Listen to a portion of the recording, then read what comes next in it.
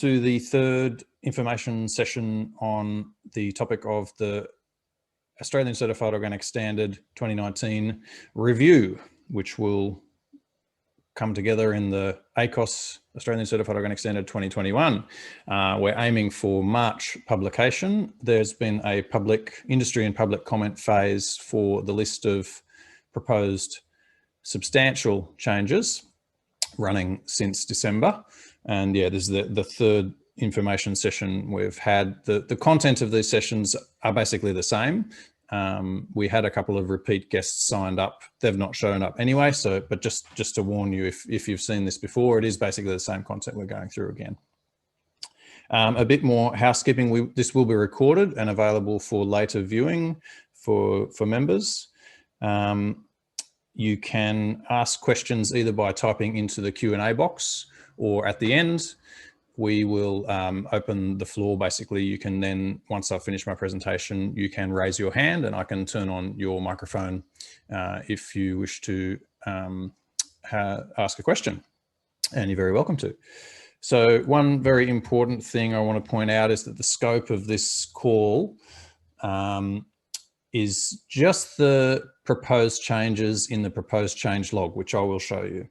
So if there are any queries you have about the standard, about the Australian Certified Organic Standard that fall outside of the proposed changes, the proposed change log, then I'll welcome you to contact me at a different time to run through those. So the scope of today is just the proposed changes as published on the website in the proposed change log.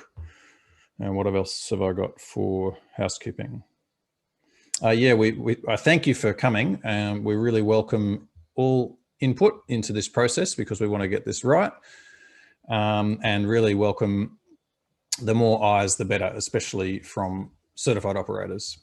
And with that, I will switch over to screen share and take you through what we've been working on. Actually, we've just had a couple more join, so just a quick recap. This is the third information session. This will be recorded. You can put questions in the Q&A box, or you can, at the end, we'll open it up to the floor and you can raise your hand and ask a question that way. Alrighty, I'll now switch to screen share.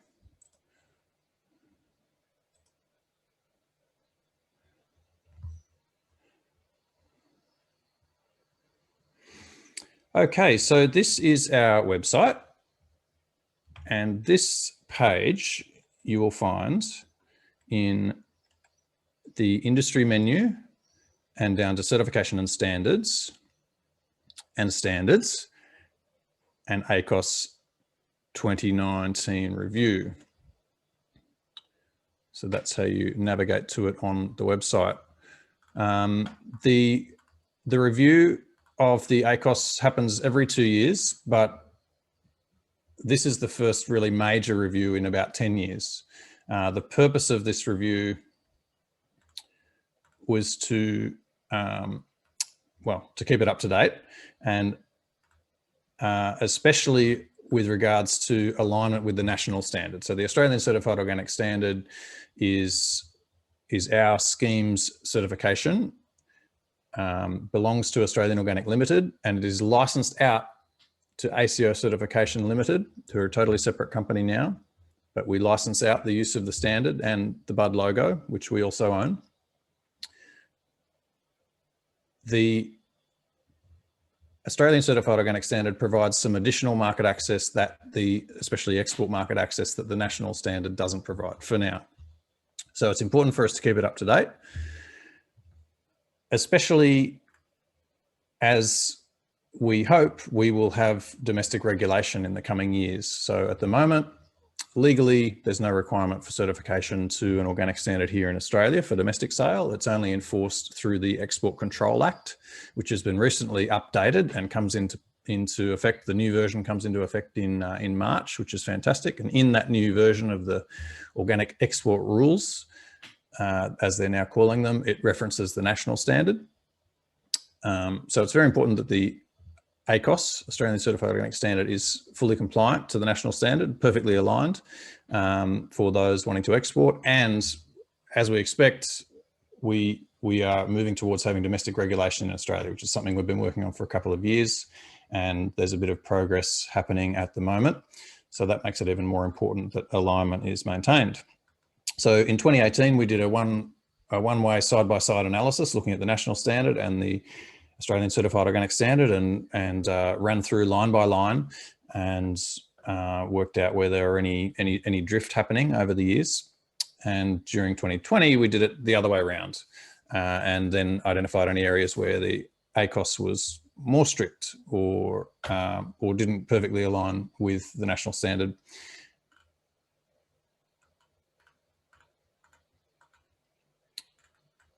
Another part of this review is the incorporation of notifications. So one area where Australian Organic Ltd has improved in our transparency and professionalism is to issue notifications very formally and publicly on the website where we need to.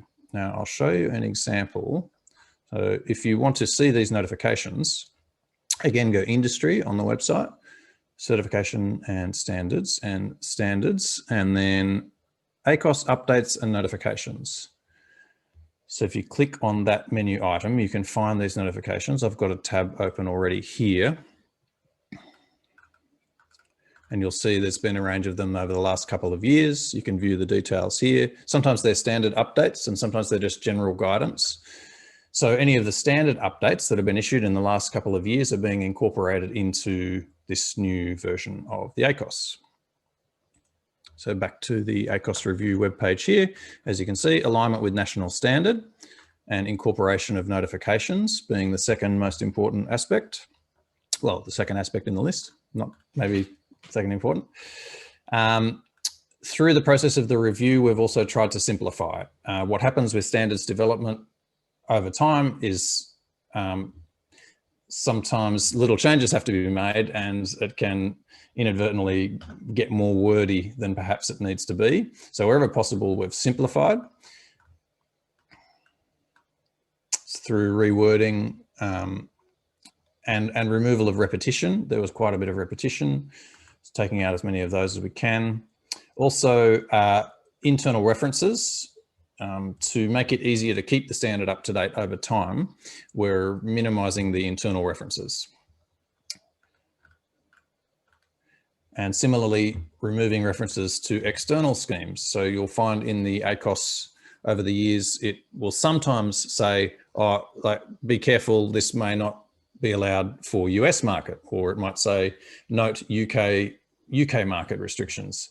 And the problem with having that in there is that if we then miss some, we may be blamed for not having everything in there. So it doesn't really make sense to have the rules that exist in other certification schemes in our standard. So the ACOS will only have the rules relevant to our certification scheme, not external certification schemes. I hope that makes sense. There are quite a few, sorry, up and down here, administrative and typographical and consistency updates. And for most of these, they're not actually included in the proposed change log because there were many little typos or administrative changes or changes to consistency and formatting.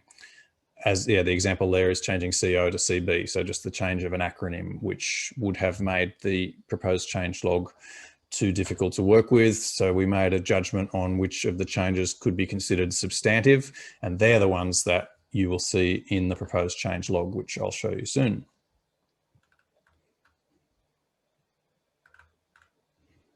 All right, so I'll scroll down and show you how to get to the proposed change log, and then I can run through the summary of the major changes. So I'm just scrolling down. There are two links at the bottom of this same page for the proposed change log and for the review form. So there is actually a form we prepared to make it easier for hopefully you and us to make a submission to this review. And I will show you that. So I have these open on separate tabs already. So here, this is called the proposed change log. Now I have zoomed in, so hopefully you can see it. Sorry for the scrolling. Okay, this is the top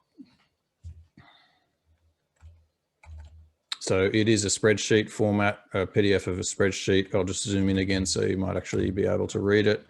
Not that we will go through this item by item, but just so you're familiar with the process and how to read this document. As I said, it's only the substantive changes. So you'll find the existing wording in the ACOS 2019 in this left column here, and the section number for reference. And then I'll scroll over to the right and you'll see the proposed wording in the next column for ACOS 2021, proposed wording. And then in the right-hand column, the rationale, the reason for the change.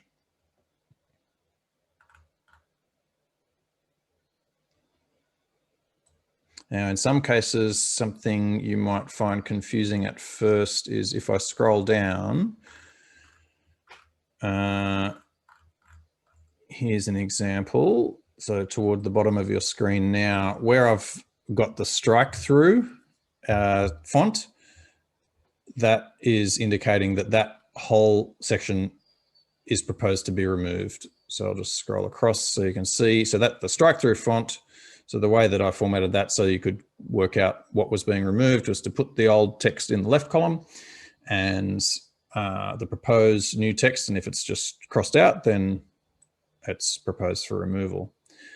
Now, one other little tip on navigating this document, the spreadsheet, is where there's a new section proposed to be added, you'll see a blank box here. So this is a proposed new section altogether. You'll see a blank box and then the new text on the right. And we haven't finalized the numbering necessarily, but we've put a proposed numbering there to make it easier for you to submit comments if you wish to. So that's that document. And now the next one, which I have prepared earlier, is the review form. So also available for download on that same ACOS 2019 review page. And we ask that you use this format to simplify the process, make it more efficient. Your name and company name and details, and specifically the spreadsheet row, the standard clause number and the topic, make sure we know what you're talking about, your rationale and the exact wording that you think we should use. So that will be very helpful. If you think that we've got something wrong in this proposed change log, then please go ahead and suggest the alternative wording, and we will give that due consideration over the next few weeks. And you can, there's just an option to make a few of them there. Okay, so I'll run through now some of the more important changes, which are also listed on that same review page.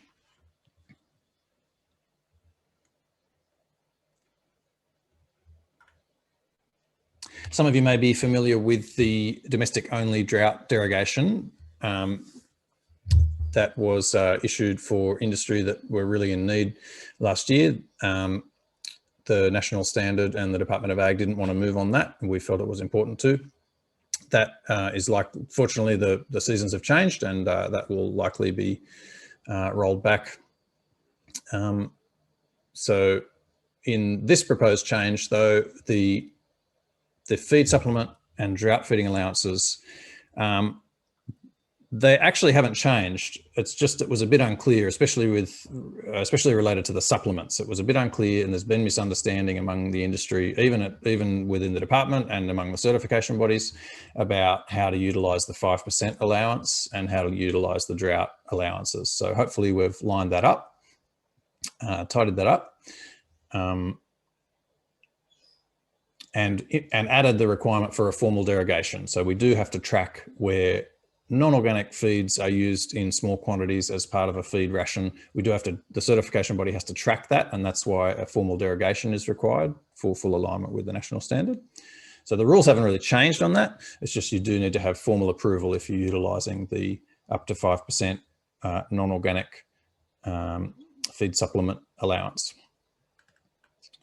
Another one related to livestock is the pain relief. The addition of the wording analgesia. analgesia in line with overseas standards, and to be a bit more specific, that pain relief is sometimes not just anesthetic, but it's also analgesics that are used. But we are aware that they are sometimes used more as a prophylactic or a health tonic, so they would only be, it is our understanding that the intent of use in the organic industry is just for relief of pain to do with surgical procedures that are being done to improve animal welfare. So that's not yet well specified in the national standard. However, we believe that's where that will go as well. For poultry producers specifically, there has been in the ACOS for many years a 60-day recertification period for eggs. If you need to treat layers with a non-allowed input or a prohibited treatment, those after 60 days, you could start collecting the eggs as organic again. Now, that has actually never been in the national standard. Unfortunately, no one's ever been using it. So in line with the plan for good alignment with the national standard, we've proposed to take that out. We have received one submission against that, so that will be considered in due course in the coming weeks. I've also added an allowance for potential temporary confinement. And this may alarm some, perhaps, especially consumers. However, the temporary confinement would certainly only be where it's been mandated by government, and an example is avian influenza temporary confinement. So we wanted to have some sort of allowance in the standard for that, but specifically only where it's mandated. We fortunately, in the recent reported outbreak in Victoria last year, no organic operators, to my knowledge, were affected. However, if they had have been in those areas, then we would have had an issue that they may have lost their certification. Don't know, would need to have been discussed. So we intend to allow at least some room for discussion of this should a temporary confinement measure be implemented by a government. For biodynamic beef producers, I'm not sure if we have any on the call, but there has been in the ACOS for a long time an allowance for a 6-month conversion. Now this is from an organic animal to regain biodynamic status. Not for a conventional animal to get organic or biodynamic, but for an organic animal to be sort of upgraded, if you like, to biodynamic status. Now, the national standard doesn't allow that. And fortunately, again, we're not aware of anybody who's actually utilising that clause. Most biodynamic beef operators are breeding operations anyway. And if they have some organic animals that aren't biodynamic, they can sell them as organic. So we're not expecting any issues with that. However, if you know of any biodynamic beef operators who might be utilising that clause, please send this info their way. Now, one issue that we have already received a submission on the topic of, which is great, and we've done quite a bit more consultation as well, is the topic of mulesing. And when I say it has been prohibited on this page, it's been included as a proposed prohibition. The national standard doesn't prohibit it, so we would be going it alone to some extent if we were to go ahead and prohibit this. We are aware that export markets are wanting us to prohibit this, and consumers as well, and consumer groups and animal welfare groups. So my intention in including it as a proposed prohibition was really to flush out any comments and find the operators who are still relying on it to some or a great extent, which has happened, which is great. It will be considered in the coming weeks. The ACOS already only allows mulesing with pain relief. So pain relief has to be used if you are mulesing. So that's good, but it's not widely used anymore. For those of you not familiar with mulesing, I'll let you do the Googling, but there was a really good episode of Landline late last year, which is still available on iView, which goes into the topic in detail. And yeah, if you know any certified organic sheep producers who this may be relevant to, please pass on the details, because we do want to hear from them.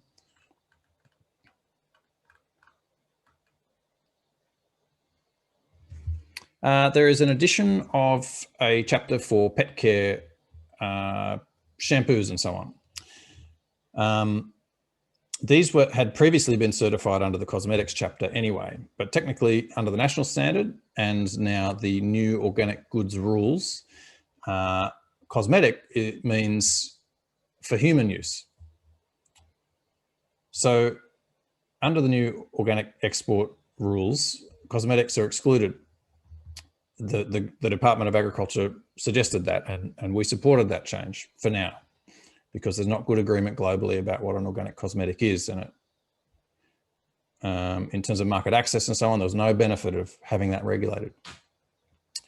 So similarly, they have now excluded cosmetics intended for domestic animal use, which allows us to have this chapter on cosmetics intended for domestic animal use. And this chapter, you may recognize the text. It's exactly the old cosmetics chapter from the ACOS, which was removed as part of the harmonization with the Cosmos Organic and Natural Cosmetic Standard. Those of you who are in the industry will know what I'm talking about. Those of you who aren't interested, then that's fine. So there's a new chapter in there proposed to allow things like shampoos for dogs to be certified. Not required to be certified legally for export, but nothing wrong with having it in there. There's a demand for the product, and there are people who want to make these products and keep their pets clean and happy and healthy. There is a fair trade section in the ACOS for many years, and it just hasn't been taken up. There are other industry-leading fair trade certifications in the marketplace already. The fact that it just hasn't been taken up has led us to propose the complete removal of that chapter. And now allowed inputs. So this is an important one. If anyone joining us is an allowed input manufacturer or seller, now we're taking that section out, but that does not mean that certification of allowed inputs is going to change in any way. What we are planning to do is have that in a separate document, a separate scheme for allowed inputs for organic farms, allowed inputs for organic gardens, because there's been a lot of confusion over the years about, is this compost certified organic, or is this fertilizer certified organic? Often it's not certified organic. Sometimes it's not agricultural produce, so it can't be certified organic, but sometimes it can be certified as an allowed input for organic farms. And similarly, in the standard and the audit checklists and so on that have been used over the years have been very much based on food processing facilities and been applied to agricultural input processing facilities, which has made it difficult to use. They're not quite fit for purpose. So we intend to take the chapter out, but certification will remain as it is, and a separate document, a separate scheme manual will be produced. So the standard will still have what's allowed and what's not allowed input-wise, generic materials, but the certification of those inputs and the certification administrative process and all that stuff will be in a separate document. Hope that makes sense. Now, this list that I've been through is not exhaustive. There might be some other proposed changes which are relevant to your operations. So I encourage you to go over to the proposed change log and have a look through. You can do a word search in a browser or in a PDF viewer, or you can just run through. There's not too much there. There are a couple of others I can mention that aren't on the website that may be relevant. Specifically, so let me find this as I go. Specifically methionine for poultry production. Scrolling down into Annex 2. Okay, so there's been debate kind of globally actually for the last decade or more, 2 decades maybe, about the use of a synthetic amino acid for monogastrics. It can be very beneficial for performance and health of poultry especially, but also other monogastrics like pigs. It is now allowed in the national standard so methionine specifically, one of the amino acids which is not easy to produce naturally. So most of the amino acids can actually be produced naturally through fermentation processes from agricultural produce. That means they're allowed. If it's a fermented extract from agricultural origin produce, that's fine. We don't need to list it in the standard. They're allowable. Specifically though, there is also an allowance in the national standard and in most international standards, most international organic standards, by the way, for methionine, which is technically synthetically produced for the moment. Hopefully one day they will be able to work out how to extract it from certain agricultural produce. But for now, the ACOS didn't specifically mention methionine because the jury was out on it for quite a while. Now that it is in the national standard very specifically, the proposed change here to Annex 2, so you've got a blank cell on the left because there was nothing there. And then on the right, we have amino acid synthetic. So R, it means it's restricted. Methionine only. Methionine is the only synthetic amino acid that we propose will be allowed. That's the only one that's allowed by the national standard too. And now for poultry, general use is allowed. And for pigs, we're proposing that a specific derogation is required. Now there's a reason for this. The national standard, one may argue perhaps the national standard should also allow methionine use for pigs, but it doesn't. So we need a way to track which operators are using synthetic methionine for pigs in case, well, technically as it stands, that produce would not be able to be exported legally. And if we have domestic regulation come in, which we expect to happen, and we expect it to be the national standard, and maybe in the next year or 2 or 3, I don't know, that could be a problem for pig producers. Now, the problem can be addressed by making a submission to the National Standards Subcommittee. So great. So what we wanted to do in the meantime is have it as an allowance, but a specific approval be required for any pig operator that wants to use it, just so we know which operators are using it. So the cert body and the Department of Ag can know how many operators are using it. So that's the purpose of that. We've spoken about mulesing, pain relief, supplements, fair trade. Another thing I'll mention is we're proposing to take out, and this will be the last one, and then I'll open the floor to questions. We're proposing to take out some of the miscellaneous categories. And we have had one submission against this, so that will be considered. Let me find them.